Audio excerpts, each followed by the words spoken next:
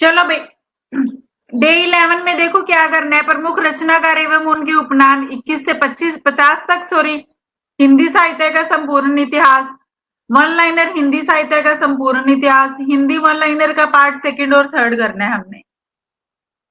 ठीक है।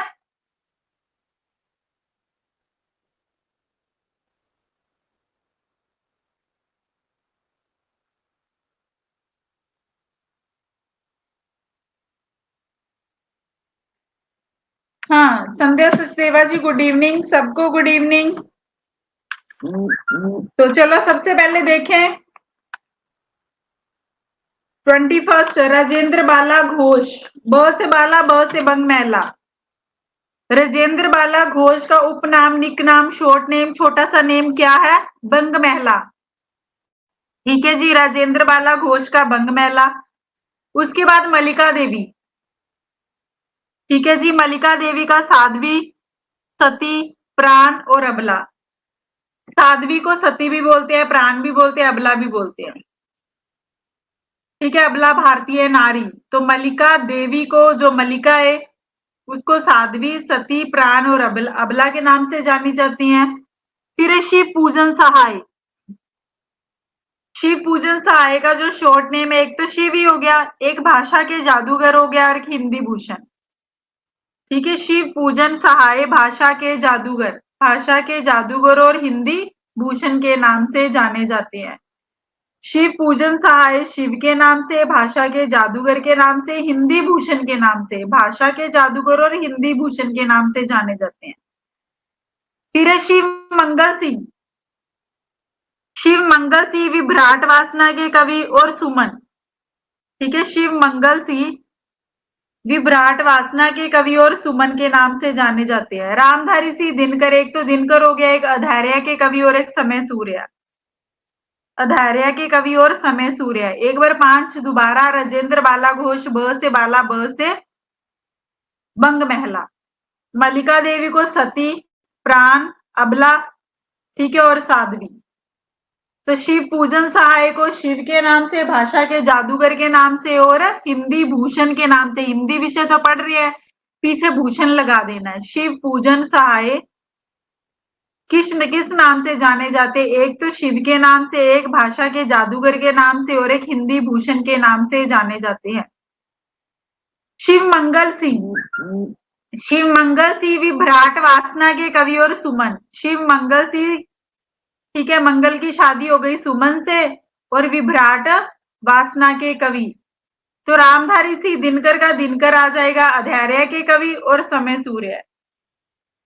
ठीक है, सूर्य को देख के धैर्य अपने आप ही खत्म हो गया और अधैर्य हो गए। रामधारी सिंह दिनकर को, रामधारी सिंह को एक तो दिनकर हो गया, एक अधैर्य के कवि हो गए और एक समय सूर्य हो गया। उसके बाद सुमित्रानंदन पंत का, सुमित्रानंदन पंत अप्सरा लोक का कवि, स्वर सिद्ध गोसाई दत्त के नाम से जाना जाता है। सुकुमार, प्रकृति के सुकुमार कवि के नाम से जाना जाता है। तो वैसे पंत का हिंदी मीनिंग होता है फेमस होना, पॉपुलर होना।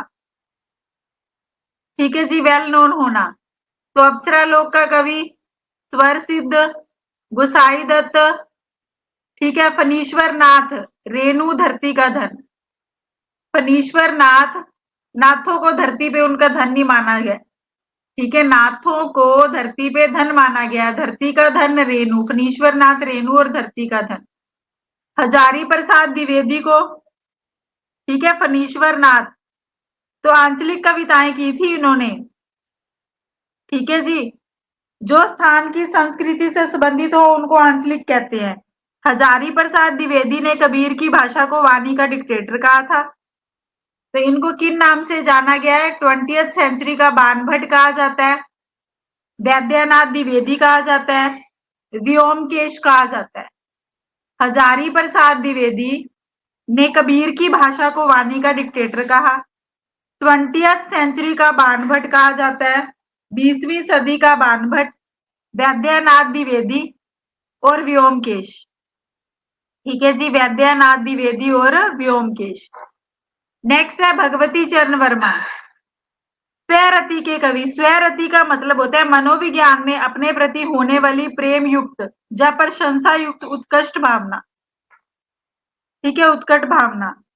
मनोविज्ञान में अपने प्रति होने वाली अपने अपने आप से ही प्रेम करना, उसको बोलते हैं स्वैरति। तो भगवती चरण वर्मा जब भक्ति करते हैं तो अपने आप से भी प्रेम होने लगता है, क्योंकि भगवान तो हमारे अंदर है। तो हरिवंश राय का बच्चन, हरिवंश राय बच्चन जनता के बीच के कवि। तो ये राय बनाते हैं, जनता के बीच में जाके बैठ जाते हैं, फिर राय बनाते हैं। वैद्यनाथ मिश्र का यात्री, नागार्जुन, बाबा ठक्कर मिसिर। मिसिर का मतलब होता है तुच्छ, कम, दुखी, निंदनीय। ठीक है, जिसकी निंदा हो, जो तुच्छ प्राणी हो, जिसमें कमी हो, जो दुखी, हर वक्त दुखी रहता है, उसको मिसिर कहते हैं। राजनीतिक कवि के नाम से भी जाने जाते हैं। वैद्यनाथ मिश्र, ठीक है जी, वैद्यनाथ, वैद्य के पास जाना है, ठक्कन, ठोक के कमांगे। मिसिर, कई कई तुच्छ भी होंगे ने, उनको बाबा भी बोला जाता है, नागार्जुन भी कहा जाता है, यात्री भी कहा जाता है, राजनीति भी कभी कभी खेल लेते हैं, राजनीतिक कवि। बापू गोपाल चंद्र, गोपाल को गिरधर ही तो बोलते हैं, गिरधर दास। विशंबर नाथ शर्मा कौशिक, ये तो आपको पता ही होगा। कौशिक का मतलब होता है मीन्स प्यार और स्नेह। कौशिक का मतलब है प्यार और स्नेह। ठीक है जी। विजयानंद दुबे, विशंबर नाथ शर्मा कौशिक, विजयानंद दुबे। ठीक है, विजयानंद दुबे और कौशिक। वासुदेव सिंह त्रिलोचन, वासुदेव सिंह का त्रिलोचन। ठीक है जी, त्रिलोचन का मतलब होता है भगवान शिव, तीन आंखों वाला। भगवान शिव तीन आंखों वाला। किवदंती पुरुष, किवदंती का मतलब होता है ऐसी बात जिसे परंपरा से सुनते चले आए हो, जो पुराने समय से ही चलती आई हो, उसको किवदंती कहते हैं। अवध का किसान कवि, वासुदेव सिंह को त्रिलोचन, अवध का किसान कवि, ठीक है, और किवदंती पुरुष के नाम से जाना जाता है। गजानन माधव मुक्तिबोध, भयानक खबरों का कवि। ठीक है जी, गजानन माधव मुक्तिबोध भयानक खबरों का कवि के नाम से जाने जाते हैं। शमशेर बहादुर सिंह को कवियों का कवि, मूड्स का कवि, बात के कवि कुलदीप सिंह।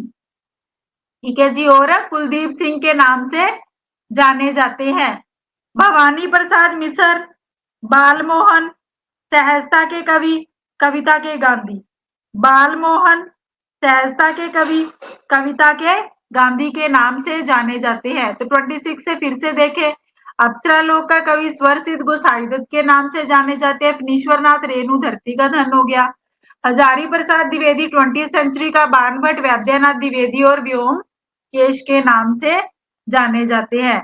भगवती चरण वर्मा स्वैरति के कवि, हरिवंश राय बच्चन जनता के बीच के कवि, वैद्यनाथ मिश्र यात्री, नागार्जुन, बाबा ठक्कर मिसिर राजनीतिक कवि, बाबू गोपाल चंद्र गिरधर दास हो गए, विशंबरनाथ शर्मा कौशिक, विजयानंद दुबे, वासुदेव सिंह त्रिलोचन किवदंती पुरुष, अवध का किसान कवि, गजानन माधव मुक्तिबोध भयानक खबरों का कवि, शमशेर बहादुर कवियों का कवि, बातों का कवि, मूड्स का कवि कुलदीप सिंह के नाम से जाने जाते हैं। भवानी प्रसाद मिश्र बालमोहन सहजता के कवि, कविता का गांधी के नाम से जाने जाते हैं। उसके बाद 30 त्रिबंक वीर राघवाचार्य, रांग्या राघव हो गए बस। त्रिबंक वीर राघवा से रांग्या राघव। कैलाश सक्सेना कमलेश्वर, ठीक है, कमला जय कैलाश ਦੇ ਵਿੱਚ जाके कमल मारी ਜਾਂਦਾ है। कैलाश सक्सेना कमलेश्वर, रामविलास शर्मा अगिया बेताल निरंजन। ठीक है, रामविलास शर्मा अगिया बेताल निरंजन के नाम से जाने जाते हैं। ठीक है, विलास, जब विलासता होती है तो बेहाल बेताल अपने आप हो जाते हैं निरंजन। विद्या निवास मिश्र, ठीक है, भ्रमरानंद और परंपरा जीवी के नाम से जाने जाते हैं। भ्रमरानंद परंपरा जीवी के नाम से जाने जाते हैं। सचिदानंद हीरानंद वात्स्यायन अगे कुटी चाटन कठिन गद्य का प्रीत, अगे कुटी चाटन कठिन गद्य का प्रीत, गद्य का प्रेत के नाम से जाने जाते हैं। कठिन काव्य का प्रेत कौन था? केशव। ठीक है, नारायण प्रसाद बेताब, ठीक है, नारायण प्रसाद किसके नाम से जाने जाते हैं? बेताब, बड़े बेताब हुए पड़े हैं नारायण को भगवान को मिलने से। नाथूराम शर्मा शंकर हो गए। एक तो कविता कामिनी कांत हो गए, भारतेंदु प्रज्ञेंदु के नाम से इनको, ये सबसे पहला क्वेश्चन ही आया था ना हमारे टेस्ट में, भारतेंदु प्रज्ञेंदु की उपाधि किसको दी गई है? नाथूराम शर्मा को। साहित्य सुधाकर के नाम से जाने जाते हैं, लोचन प्रसाद पांडे काव्य विनोद, साहित्य वाच संपत्ति, ठीक है, साहित्य वाच संपत्ति। गिरजा कुमार माथुर इंद्रियता के कवि के नाम से जाने जाते हैं, ठीक है जी, गिरिया ऐना होया है दी इंद्रियां ते की असर पैना। महेंद्र कुमारी म से महेंद्र, म से मनु भंडारी, ठीक है जी। दत्तात्रेय बालकृष्ण कलेलकर, काका कलेलकर के नाम से ही। आनंदीलाल जैनेन्द्र उत्तर भारत का शरत चंद्र, आनंदी जब शर्त लगाई जीत गया तो इतना आनंद आ गया ना क्या बताऊं। आनंदीलाल जैनेन्द्र उत्तर भारत का शरत चंद्र, जैनेन्द्र उत्तर भारत का शरत चंद्र। श्री राम वर्मा अमरकांत, श्री राम वर्मा किस नाम से जाने जाते हैं? अमरकांत के नाम से जाने जाते हैं।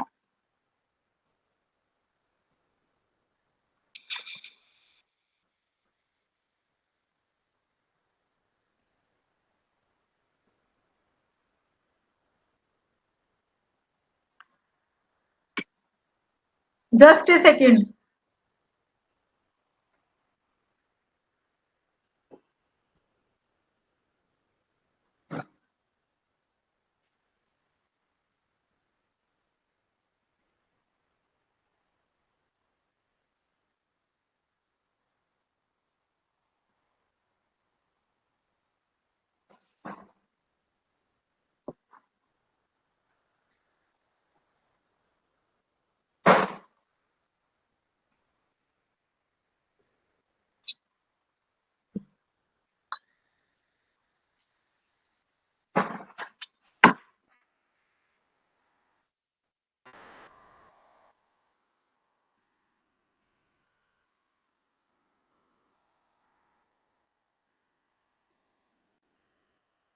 चलो जी, संपूर्ण हिंदी साहित्य के इतिहास में जो पहले 5 रचनाकार थे वो तो हमने कर लिए थे, तो छठे से आज कर रहे हैं। स्क्रीन की तरफ फिर बढ़ेंगे, पहले मेरी बातें ध्यान से सुननी है।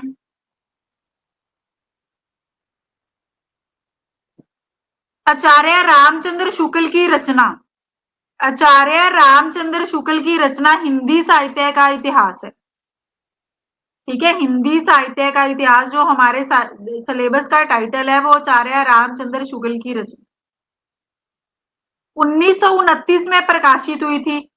यह रचना नागरी प्रचारणी सभा के द्वारा प्रकाशित की गई थी।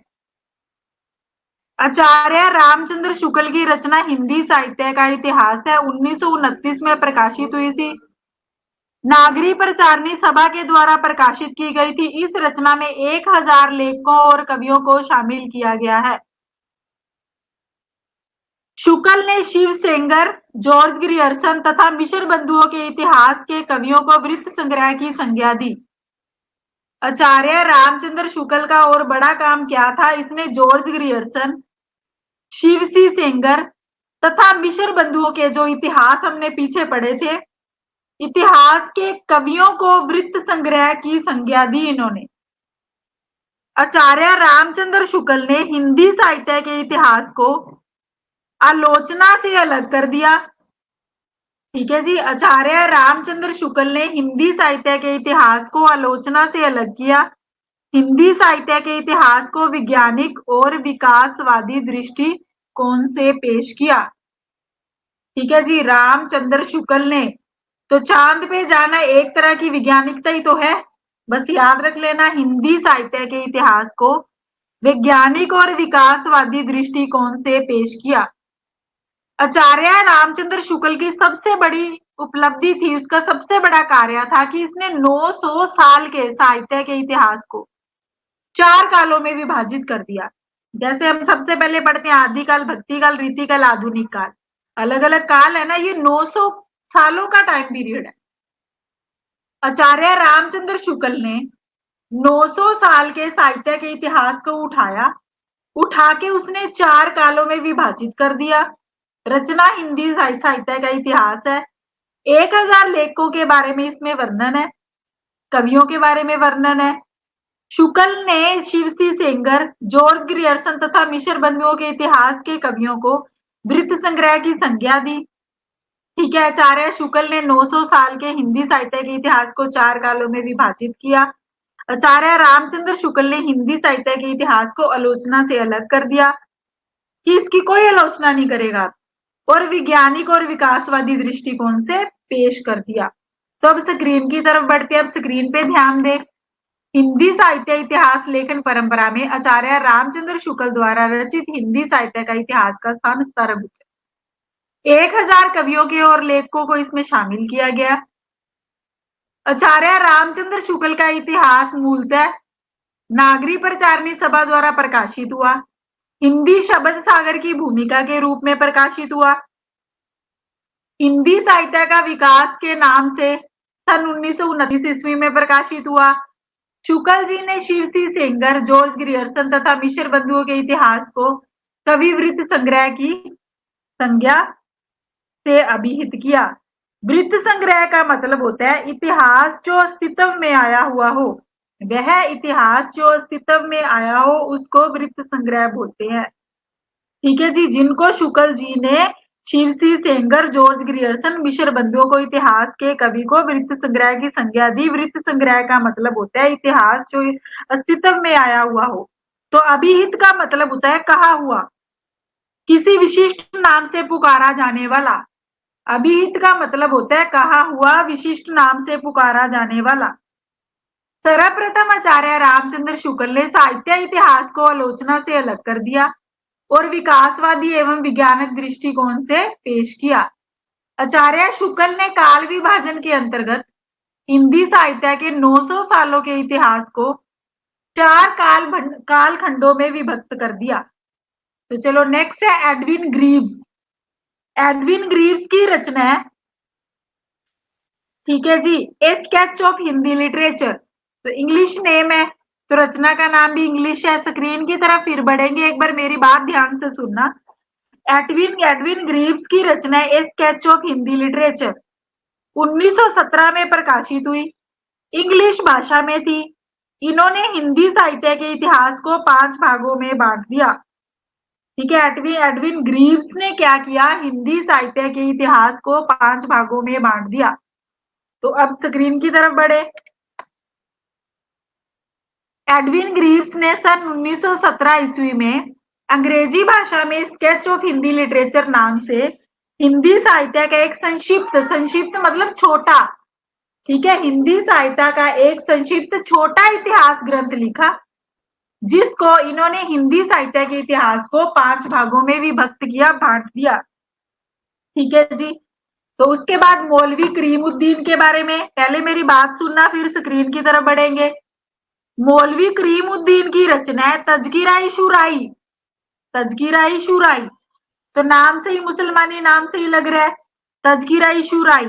इसमें 1004 कवियों को शामिल किया गया है, जिसमें हिंदी के 62 कवि थे। इसमें पहली बार कालक्रम का ध्यान रखा गया।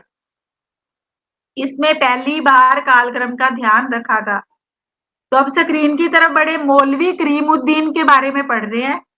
तजकिरा-ई शुराई, तजकिरा का मतलब होता है चर्चा करना, जो चर्चा में हो, जो विशेष हो, जिसका विकास हो रहा हो, उसको तजकिरा बोलते हैं, चर्चा, विशेष, विकास। तजकिरा-ई शुराई, शुराई का मतलब होता है बहादुर होना। जो बंदा बहादुर उसको वही बोलेगा ना, मैं तेरे को छू कर दूंगा। ठीक है। शुराई, शुराई मीन्स बहादुर। तजकिरा-ई शुराई हिंदी, ठीक है, 1848 ईस्वी नामक इतिहास ग्रंथ मौलवी करीमुद्दीन द्वारा लिखा गया। इसमें कुल 1004 कवियों को शामिल किया गया, जिसमें हिंदी के 62 कवि थे। इस ग्रंथ में प्रथम बार कालक्रम का ध्यान रखा गया। कालक्रम का मतलब होता है समय की गति, घटनाएं, तथ्यों का क्रम, उसको हम कालक्रम बोलते हैं। ठीक है जी। उसके बाद नेक्स्ट है आचार्य हजारी प्रसाद द्विवेदी। तो आचार्य हजारी प्रसाद द्विवेदी, एक बार मेरी बात ध्यान से सुनो, स्क्रीन की तरफ पूरा ध्यान देना। हजारी प्रसाद द्विवेदी ने 3 इतिहास ग्रंथों की रचना निम्नलिखित क्रम में की। तो देखो कैसे याद रखना है, हिंदी साहित्य, हिंदी साहित्य, हिंदी साहित्य। आचार्य हजारी प्रसाद द्विवेदी के तीनों ग्रंथ की शुरुआत किससे हो रही है? हिंदी साहित्य, हिंदी साहित्य, हिंदी साहित्य। पहली बात, सबसे पहले क्या करते हैं, जब कोई भी चीज राइट करते हैं तो उसकी इंट्रोडक्शन तैयार करते हैं, उसकी भूमिका बनाते हैं। हिंदी साहित्य की भूमिका 1940 में ये प्रकाशित हुआ। जब उसकी भूमिका बना देते हैं तो उसका उद्भव होता है और डे बाय डे विकास होता जाता है। ठीक है, उद्भव और विकास, हिंदी साहित्य उद्भव और विकास 1952।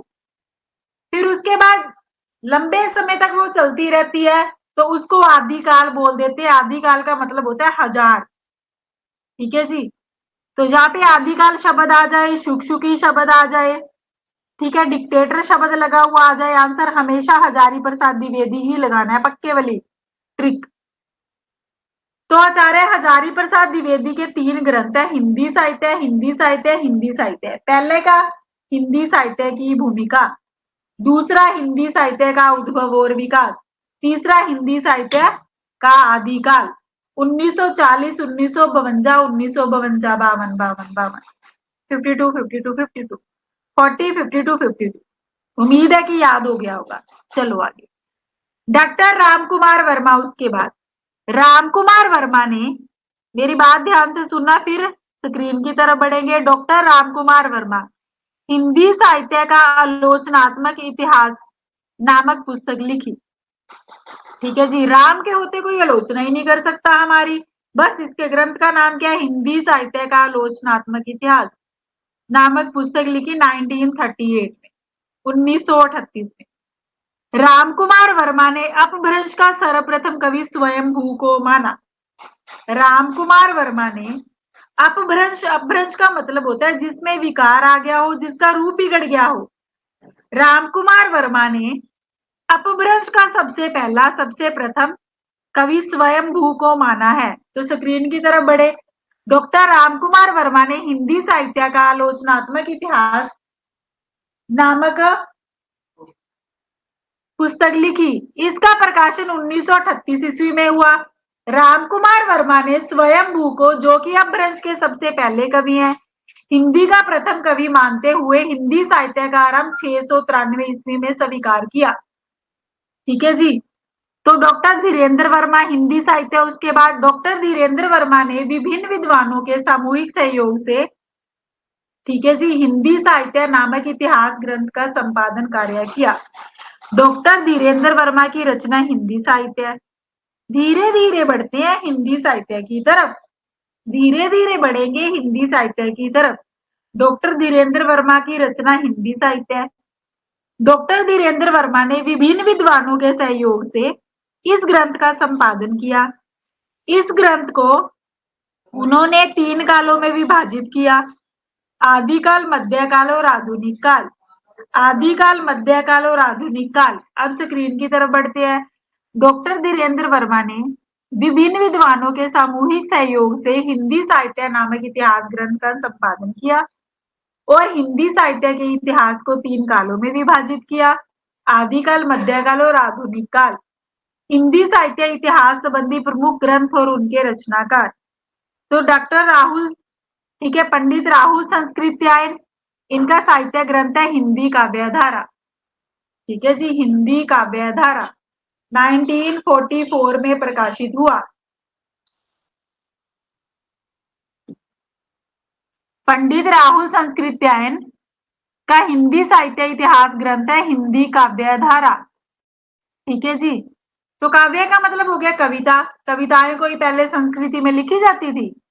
ठीक है, कविताओं की तो अपनी लय, गति, तेजी, भाषा अपना ही सब कुछ है, अपने अलंकार, छंद। तो संस्कृत वाली क्या बात है। बस राहुल संस्कृत्यायन के ग्रंथ का नाम क्या है?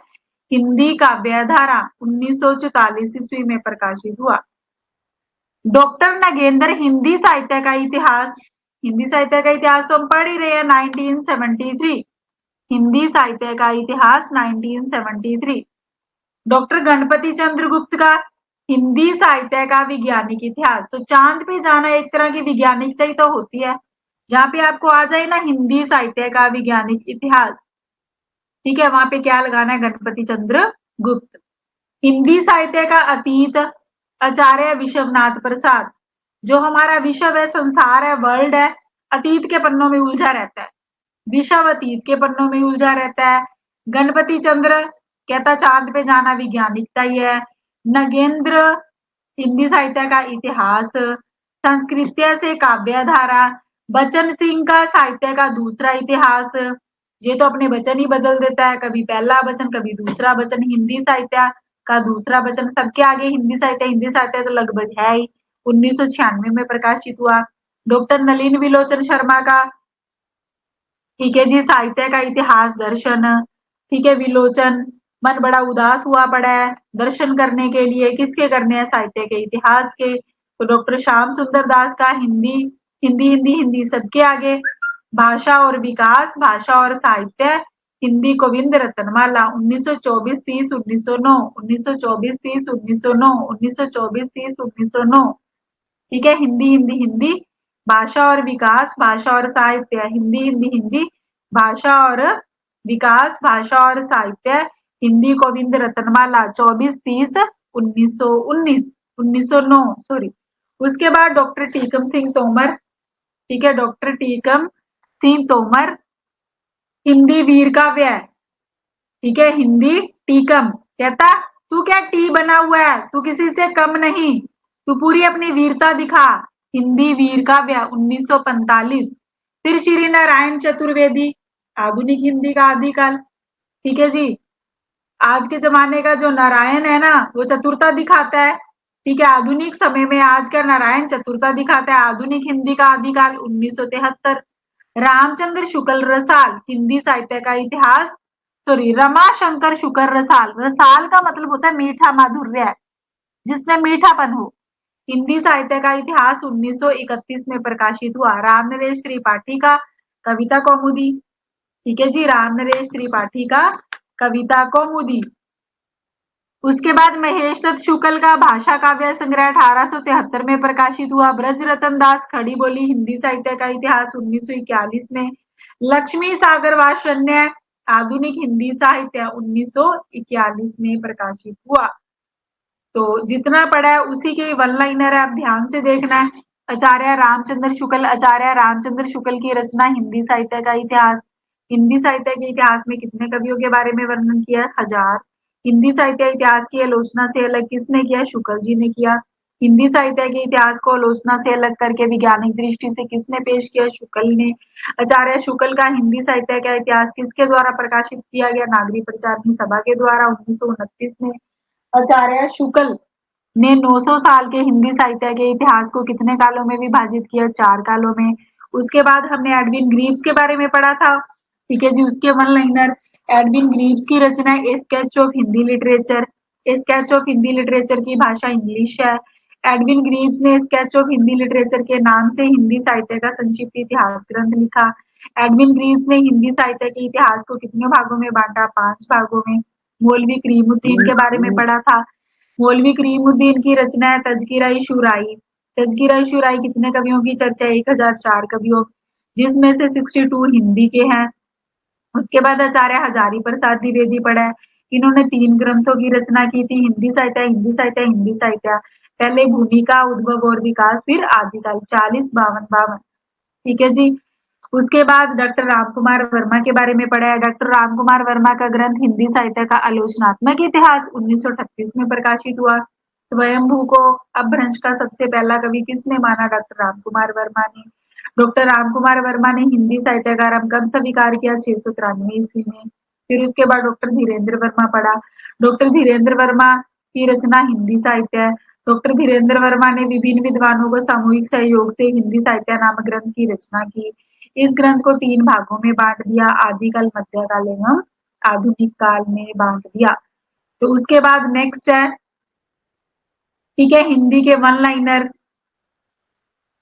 ठीक है, J02 सेट है। संविधान की 8वीं अनुसूची में शामिल की गई 4 नई भाषाएं कौन सी है, संथाली, मैथिली, बोडो और डोगरी। ठीक है जी, संथाली, मैथिली, बोडो और डोगरी। ठीक है जी। तो उसके बाद है, भारतीय भाषाओं को कितने प्रमुख वर्गों में बांटा गया है, 4 वर्गों में। भारत की जो भाषाएं हैं कितने भागों में बांटा गया है, 4 भागों में। भारत में सबसे अधिक बोले जाने वाला भाषाई समूह कौन सा है, इंडो आर्यन। तो इंडिया में ही तो रहते हैं इंडो आर्यन। उसके बाद भारत में सबसे कम बोले जाने वाला भाषाई समूह चीनी तिब्बती। ठीक है, चीन के सामान को अब हमने उसका बायकॉट कर दिया है, उसका कम यूज करते हैं। ठीक है जी।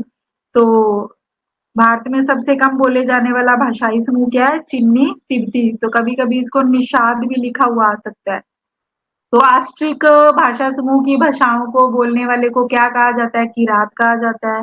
किरात का मतलब होता है, वैसे हिंदी मीनिंग होता है पूर्वी हिमालय। ठीक है। जो जिन शासन भाषियों सो मई की हो सारू, जो पलाए सही भाऊ, करिए सो तरी पाबू पारू। देवसेन। ठीक है, ये किसकी लाइन है? देवसेन की। ठीक है, जो जिन शासन भाषियों सो मई कहियो सारू, जो पालिए सही भाऊ, करिए तो तरिए पाविये पारू। देवसेन की। चिन्नी तिब्बती भाषा समूह की भाषाओं को बोलने वाले को क्या कहा जाता है? निषाद कहा जाता है। निषाद का मतलब होता है फील करना। ठीक है जी, फील करना, आराम करना, बैठने वाला, इसको निषाद बोलते हैं। नेक्स्ट उसके बाद अपभ्रंश के योग से राजस्थानी भाषा का जो साहित्य रूप बना है उसे क्या कहा जाता है? डिंगल। ठीक है जी, डिंगल मीन्स राजस्थान के चारण कवियों ने अपने गीतों के लिए जिस साहित्य शैली का प्रयोग किया था उसे डिंगल कहते हैं। डिंगल का मतलब पता क्या है? डिंगल का मतलब होता है राजस्थान के जो चारण कवि है ना, चारण का मतलब होता है जो भाट जाति के व्यक्ति है, उसको चारण बोलते हैं। जो भाट जिन्ना दी जात भक्त होवे ना पाठ, ठीक है जी, उसको चारण बोलते हैं। राजस्थान के चारण कवियों ने अपने गीतों के लिए जिस साहित्यिक शैली का प्रयोग किया उसे डिंगल कहते हैं। पिंगल का मतलब होता है पूर्वी, प से पिंगल, प से पूर्वी, पूर्वी राजस्थानी का साहित्यिक रूप। ठीक है, पूर्वी राजस्थानी का साहित्यिक रूप को पिंगल बोलते हैं।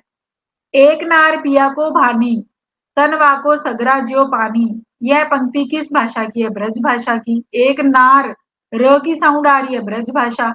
अमीर खुसरो ने जिन मुकरियां, पहेलियां और दो सुखने की रचना की, उसकी मुख्य भाषा कौन सी है?